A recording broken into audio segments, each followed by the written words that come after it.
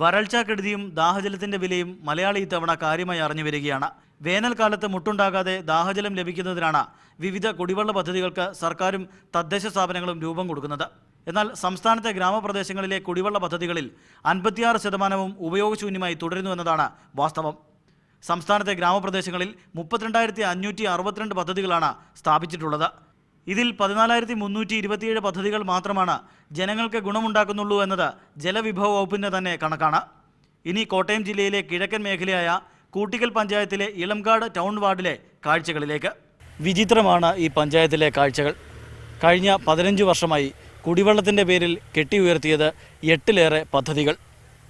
ഇന്നും വരൾച്ചയെത്തിയാൽ ഇവിടുത്തുകാർക്ക് കുടിവെള്ളത്തിന് വില കൊടുക്കണം.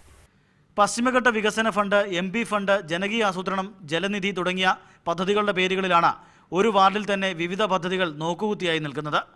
ഇത് ടാങ്ക് പണിയുന്നു, പൈപ്പ് ഫിറ്റ് ചെയ്യുന്നു, അതിൻ്റെ കരാറുകാർ അതിൻ്റെ ബില്ല് മാറിക്കൊണ്ട് പോകുന്നു.